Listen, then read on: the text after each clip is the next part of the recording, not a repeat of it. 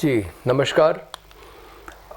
लोकसभा के चुनाव की घोषणा हो चुकी है और उसके बाद भी ऐसी बहुत सारी चीज़ें हो रही हैं जो नहीं होनी चाहिए, क्योंकि अगर निष्पक्ष चुनाव होना है तो सभी राजनीतिक दलों को बराबर का मौका मिलना चाहिए, क्योंकि ये लड़ाई ही बराबरी की नहीं है। एक दल ऐसा है जिसके पास बहुत धन है, चुनावी बॉन्ड से जो चंदा आया है 16,000 करोड़ रुपए का, उसमें आधा तो सिर्फ भारतीय जनता पार्टी ही लेके गई है।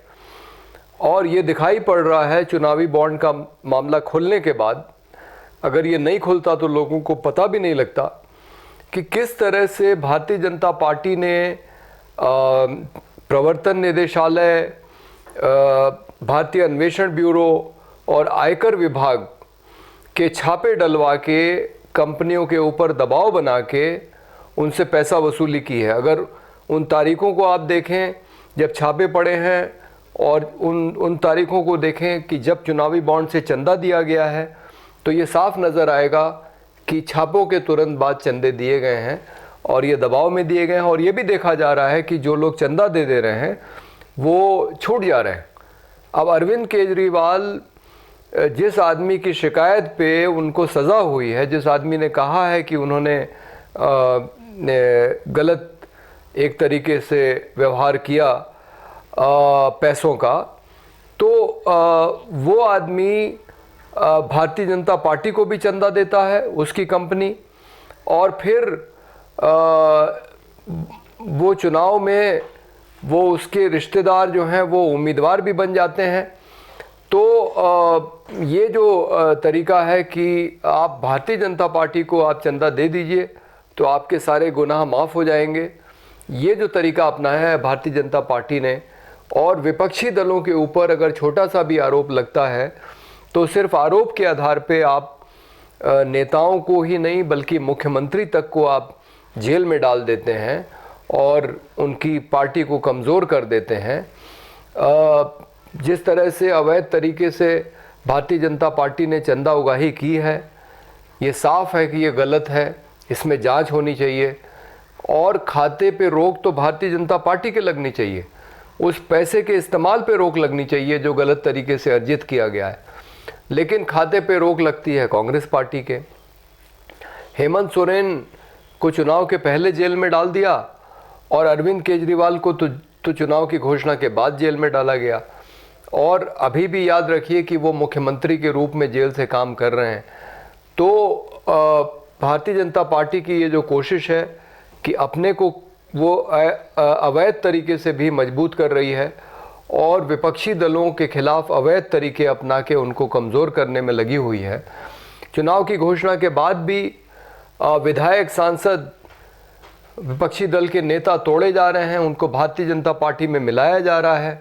जैसे नवीन जिंदल, जिनके ऊपर भ्रष्टाचार का आरोप है कोयला ब्लॉक आवंटन में, वो अब कांग्रेस पार्टी छोड़ के भारतीय जनता पार्टी में शामिल हो गए हैं। तो चुनाव की घोषणा के बाद ये जो कुछ हो रहा है ये तो अवैध है, इस पे कायदे से रोक लगनी चाहिए। चुनाव आयोग को कहना चाहिए कि भाई चुनाव की घोषणा के बाद कोई अपना दल नहीं बदलेगा। वैसे भी ये एक अजीब किस्म की चीज़ है, क्योंकि आप पूरी दुनिया पे नज़र डालिए तो शायद ही आपको और कोई ऐसा देश मिलेगा जहां आसानी से लोग अपना दल बदल लेते हैं। आज इस दल में, कल किसी और में, परसों किसी तीसरे में। तो इस पे निश्चित रूप से रोक लगनी चाहिए। हमारी सोशलिस्ट पार्टी मानती है कि दल बदल पे तो पूरी तरह से रोक लगनी चाहिए, लेकिन चुनाव आयोग को कम से कम चुनाव की घोषणा के बाद ये ना हो, ये देखना चाहिए। और चुनाव में और ध्रुवीकरण करने के लिए कुछ और किस्म की घटनाएं हो रही हैं। आप देखिए, मुख्तार अंसारी को दिल का दौरा पड़ता है, वो मर जाते हैं, क्योंकि उत्तर प्रदेश सरकार लगातार ये कह रही है कि उसने अपराध का सफाया करने की ठानी हुई है। ये बात दूसरी है कि वो बृजभूषण शरण सिंह और अजय मिश्रा टेनी को अपराधी नहीं मानती, लेकिन एक एक करके, और ख़ास करके जो मुस्लिम आपराधिक पृष्ठभूमि के जो राजनेता हैं, उनको वो एक एक करके ख़त्म कर रही है। या उनकी जो राजनीतिक पृष्ठभूमि है उसको वो कमज़ोर कर दे रही है इतना कि दोबारा वो खड़े ही ना हो पाएँ। तो इस नाम पे ये जो हुआ है, और ख़ास करके चुनाव की घोषणा के बाद उससे संदेह उठता है कि कहीं ये चुनाव को ध्यान में रख के ध्रुवीकरण के लिए तो नहीं किया गया है। आपको याद है पिछले साल अतीक अहमद को तो खुलेआम गोली मार के उनको ख़त्म कर दिया गया। और एक और घटना हुई गुजरात में, संजीव भट्ट जो पहले से ही जेल में हैं, सज़ा काट रहे हैं एक फर्जी मुठभेड़ के मामले में। एक आदमी है जो गिरफ्तार होता है दंगे में, 18 दिन बाद छूटने के वो मर जाता है। वो केस बंद हो गया था, लेकिन उस केस को खोल के संजीव भट्ट को सज़ा की गई। और एक दूसरा मामला जिसमें नशीली दवाओं को किसी वकील साहब के यहाँ रखा गया था उनको फंसाने के लिए, फर्जी फंसाने के लिए, अब उसमें भी संजीव भट्ट को सज़ा हो गई है। लेकिन जो सज़ा जिस समय हुई है उस पर फिर सवाल उठता है। हो सकता है संजीव भट्ट दोषी हो, उन्होंने नशीली दवा रखवाई हो, पुलिस के ये तरीके हैं काम करने के। लेकिन ऐन चुनाव के पहले जो सज़ा दी जा रही है वो भी संदेह होता है कि वोटों के ध्रुवीकरण की दृष्टि से किया जा रहा है। तो ये जो कुछ हो रहा है, और सबसे ताज्जुब की बात है कि ये वो पार्टी कर रही है जो पहले ही घोषणा कर चुकी है कि उसको 543 में से 400 से ज़्यादा सीटें मिलने वाली हैं चुनाव में। तो सवाल ये उठता है कि जिस पार्टी को इतना आत्मविश्वास है कि उसको 400 से ज़्यादा सीटें मिलेंगी, आखिर उसको ये सब करने की ज़रूरत क्यों पड़ रही है। वो चुनाव की घोषणा के बाद भी लगातार ईडी, सीबीआई, आयकर विभाग का इस्तेमाल करके विपक्षी नेताओं या दलों पे क्यों छापे डलवा रही है। वो क्यों विपक्षी दलों के सांसद, विधायक, नेताओं को तोड़ने में लगी हुई है, तोड़ के अपने में मिला के, और उनको उम्मीदवार भी बना रही है चुनाव में। क्या उसके पास अच्छे उम्मीदवार नहीं है जो उसे दूसरे दलों से उम्मीदवार लेने पड़ रहे हैं। और देखा जाए तो भारतीय जनता पार्टी में ज़्यादातर विधायक, सांसद दूसरे दलों से आए हुए लोग ही हैं, उनके अपने तो बहुत कम लोग हैं। और मुख्तार अंसारी की दिल के दौरे से मौत, आप देखिए उनके जनाजे में कितने लोग शामिल हुए। ऐसा तो बहुत कम होता है कि कोई इतना लोकप्रिय हो कि लाखों की भीड़ उसके अंतिम संस्कार में जुट जाए।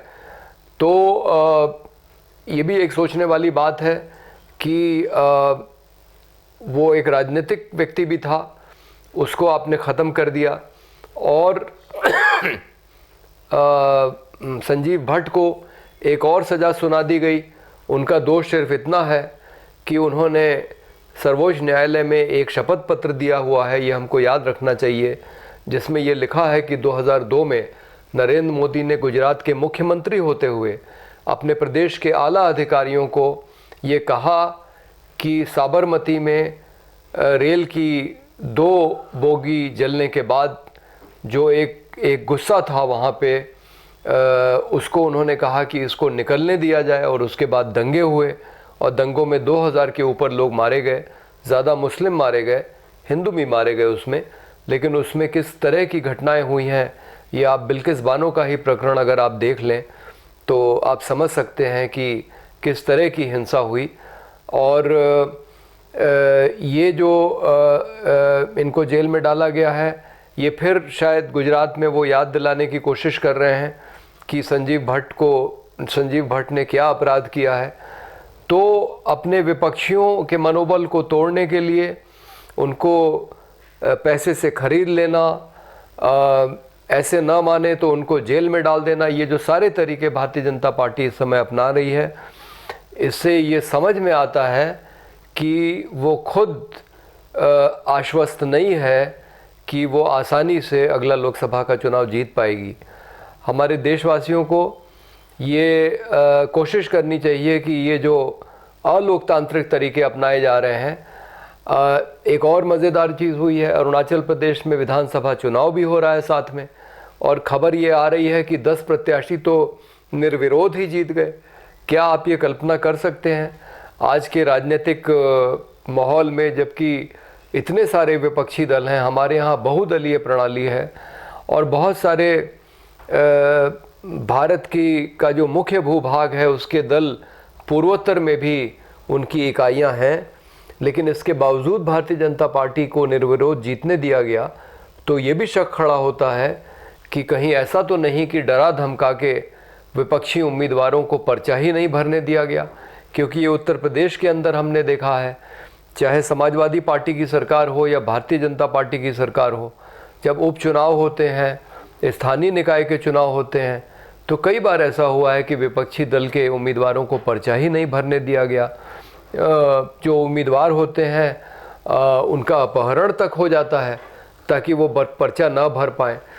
तो ये जो सारे अवैध तरीके भारतीय जनता पार्टी अपना रही है, आयकर विभाग से, प्रवर्तन निदेशालय से, भारतीय अन्वेषण ब्यूरो से छापे डलवाना, विपक्षी दलों के नेताओं को तोड़ के अपने में मिलाना, जो आपके साथ मिलने को तैयार न हो उसको जेल भेज देना और मुख्यमंत्री तक को जेल भेज देना, और निर्विरोध अपने प्रत्याशियों को जितवा देना चुनाव, और मुख्तार अंसारी और संजीव भट्ट जैसे जो मामले हो रहे हैं चुनाव के पहले, इससे ये कोई बहुत अच्छा संदेश नहीं जा रहा है, ये दिख रहा है। और इसकी आलोचना भी हुई है अमेरिका में, जर्मनी में, संयुक्त राष्ट्र संघ ने भी आलोचना की है जिस तरह से अरविंद केजरीवाल को जेल में डाला गया।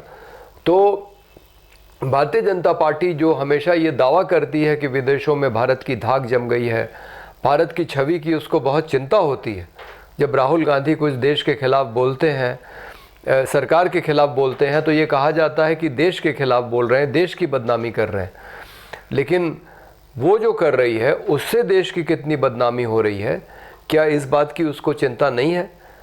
तो हमारे देशवासियों को सोचना चाहिए कि ये जो सरकार है भारतीय जनता पार्टी की, ये जो तमाम अवैध तरीके अपना रही है चुनाव जीतने के लिए, सिर्फ चुनाव जीतने के लिए, इससे देश को क्या नुकसान होगा, हमारे लोकतंत्र को क्या नुकसान हो रहा है, हमारे संविधान के मूल्यों का ह्रास हो रहा है, उनकी धज्जियां उड़ाई जा रही हैं, इस बात की चिंता भारतीय जनता पार्टी को जरा भी नहीं है। अब ये समय आ गया है कि देश के नागरिकों को ये जिम्मेदारी लेनी पड़ेगी कि इस देश के संविधान, इस देश के लोकतंत्र के खातिर, यहाँ के समाज का जो एक गंगा जमनी तहजीब का ताना बाना है उसकी खातिर, इस देश को बचाने के लिए भारतीय जनता पार्टी को आने वाले चुनाव में सत्ता से बाहर करें। कोई भी जीत के आए, हमें इससे मतलब नहीं है, लेकिन हमें इतना मालूम है कि बाकी राजनीतिक दल देश के लिए इतना खतरा नहीं है जितना भारतीय जनता पार्टी है, और देश के अस्तित्व का सवाल है।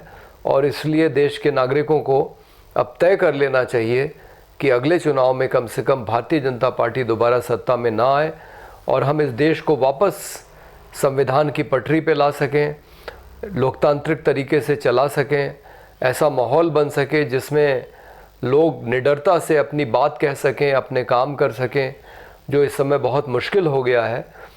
तो इस आह्वान के साथ मैं अपनी तरफ से, मेरी पार्टी सोशलिस्ट पार्टी इंडिया की तरफ से मैं चाहूँगा कि देश के नागरिक इस बात पे ज़रूर गौर करेंगे।